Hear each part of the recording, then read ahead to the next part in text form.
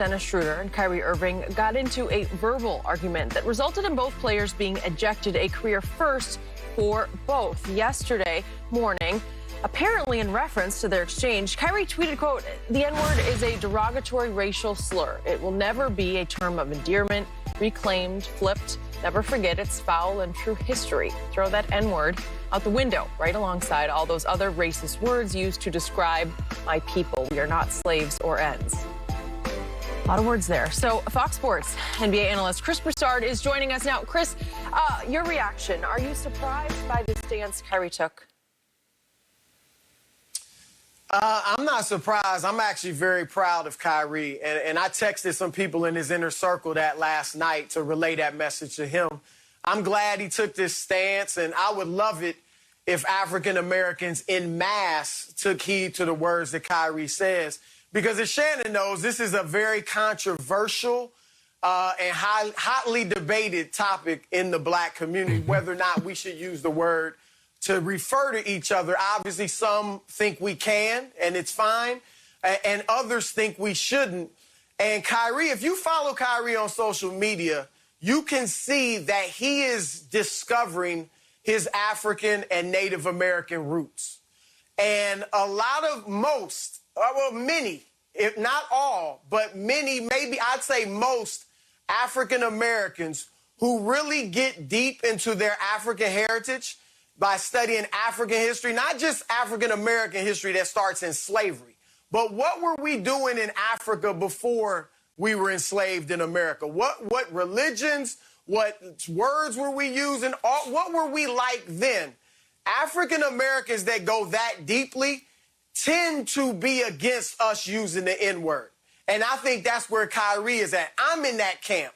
I don't think we should use it. Malcolm X was in that camp. He didn't think we should use it. Richard Pryor, when he went, who used to use it obviously early in his career, when he went over to Africa, he came back to America and said, "I didn't see any N-words. I'm never going to use that word again."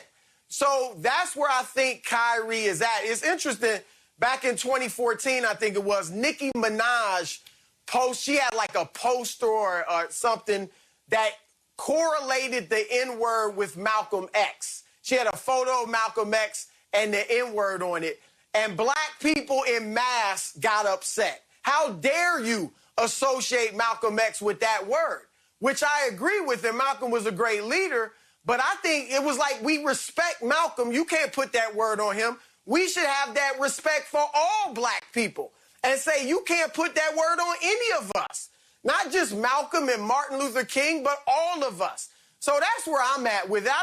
I understand there's a difference between blacks and whites using the word. I don't get upset or offended when I'm around African Americans and they use it. Shannon, I got family.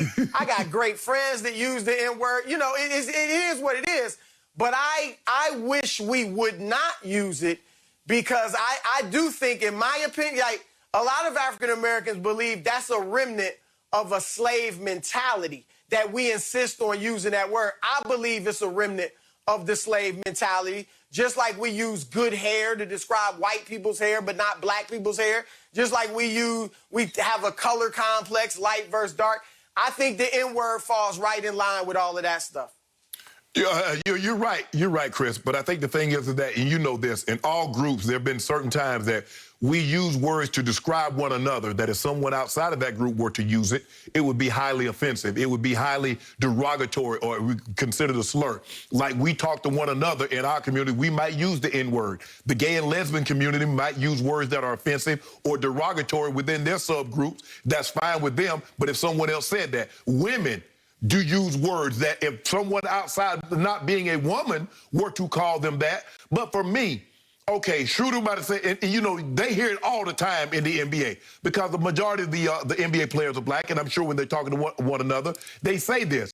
Okay, it looked to me, Chris, is that Schroder didn't say this until Kyrie got to put it in his face. And he said, "Damn, Ian." And he was like, Kyrie was trying to press him. He like, "Is it that serious? Why are you all up on me like that?" And so Kyrie got upset, took offense, and said, "Don't call me that." Schroder's looking at him like, "Really? Like, my bad, okay." You know, for me, if I were to call someone in my subgroup that, and they say, hey, Sharp, man, I appreciate it if you don't call me that. Okay, fine, no problem. But don't keep trying to press me. Oh, bro, you heard what I said. Bro, you said don't call you that. I'm cool with it. Let it go. For me, it looked like it was something bigger.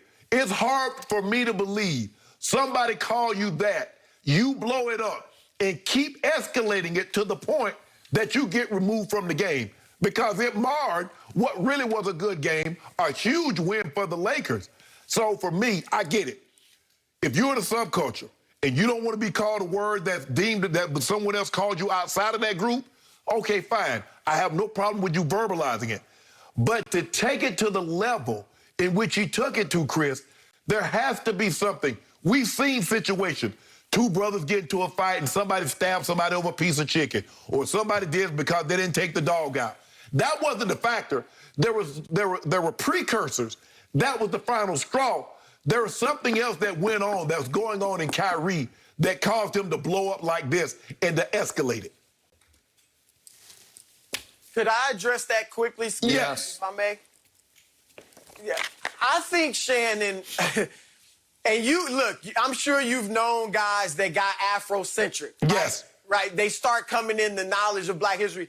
And a lot of times they're like a bull in a china shop, you know, and you're offending people around you because you're so gung-ho about this newfound knowledge you had. I was even like that when I first became a Christian. I was like a bull in a china shop. You know, I was just... Man, stop all that cursing. And I think that, right. I think that's where Kyrie's at. I think he's coming into this knowledge, you know, for the first time. Why wasn't I taught this stuff in school? Why didn't I know this? Why don't Black people know this about ourselves? And he's probably overzealous. So I think that's why, what you said, that's probably why he reacted the way he did. Okay, I'm going to step back from what I've found to be a fascinating give and take between you two. And I'm going to restate my position on this. I have dealt with this issue for maybe 15 years on live TV. And obviously, I am not qualified to pick a side on this because Chris is on one side, Shannon's on another side. Mm-hmm.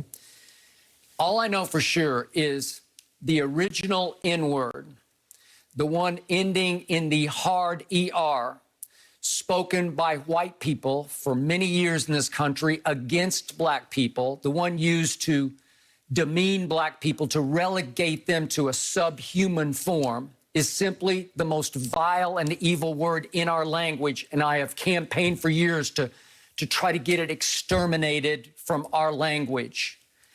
Yet, I've tried to understand, with the help of our friend Michael Eric Dyson, Dr. Dyson now at Vanderbilt University, that the Black community took that word ending in the hard ER and, to Shannon's point, drained the poison out of it and turned it into a word ending in A that's a term of endearment or a term of familiarity, a term of, hey, we're all in this together. I certainly get that part of it. And again, I'm not qualified to pick a side on this. But there's been an old school that's now turning into a newer school of, as Dr. Dyson told me last night, that Kyrie's position is one that more than a few Black folk now hold. Mm-hmm. Well, to me, this was pretty significant that a contemporary Black player took a public stance against using the word as a term of endearment, a term of we're all in this together. Right.